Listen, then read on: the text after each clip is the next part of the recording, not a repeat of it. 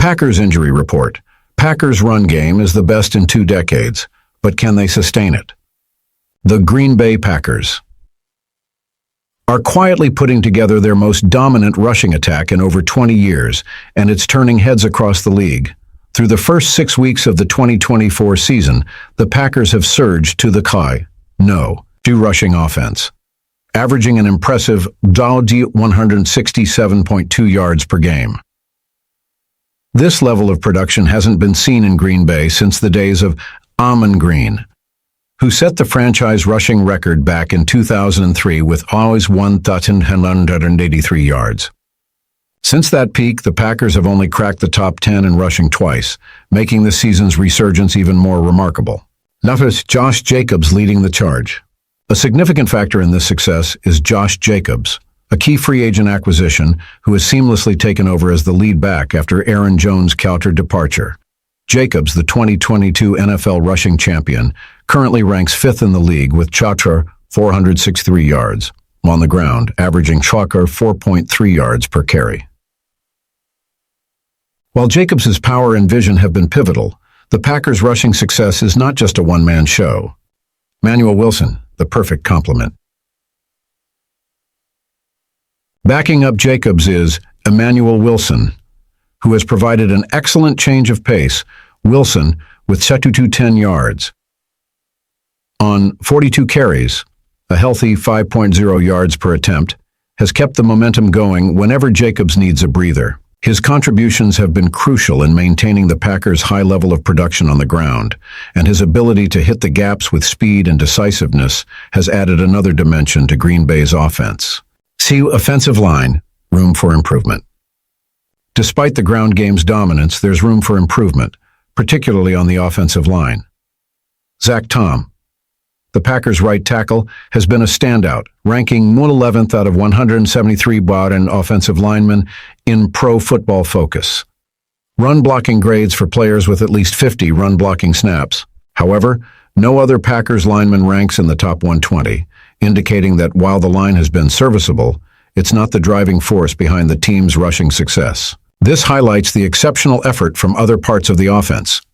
The Packers' receivers and tight ends have been instrumental in sealing blocks on the edge and downfield, allowing backs like Jacobs and Wilson to break off bigger runs.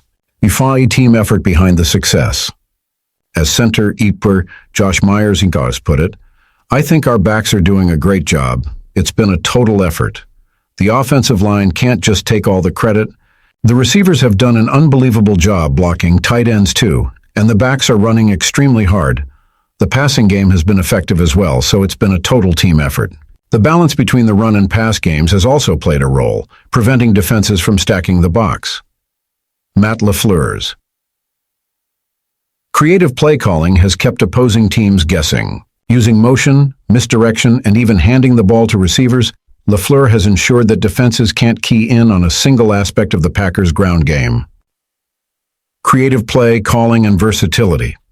In addition to the running backs, LaFleur has utilized the shiftiness of his receivers to keep defenses off balance. Bo Melton and Jaden Reed have been key contributors, with Melton carrying the ball 4 times for 35 yards, and Reed leading the entire NFL with a staggering by 12.2 yards per carry on 9 attempts for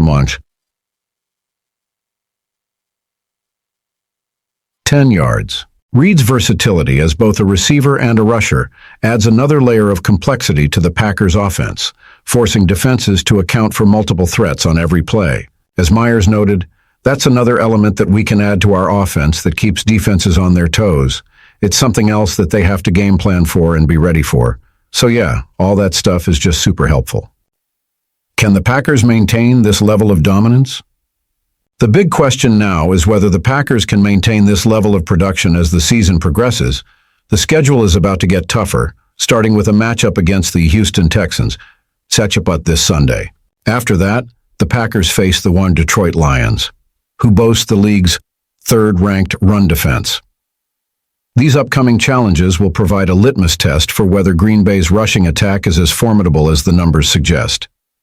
If the Packers can continue to dominate on the ground against these tougher opponents, it will solidify their status as one of the NFL's top rushing offenses in 2024. However, Consistency will be key. While the rushing attack has been excellent so far, the Packers will need continued contributions from Jacobs, Wilson, and the offensive line, as well as the creativity of LaFleur's play calling, to sustain this level of performance throughout the season. If they can, this could be the best Packers ground game since Ahman Green's record-setting year, and potentially the foundation for a deep playoff run.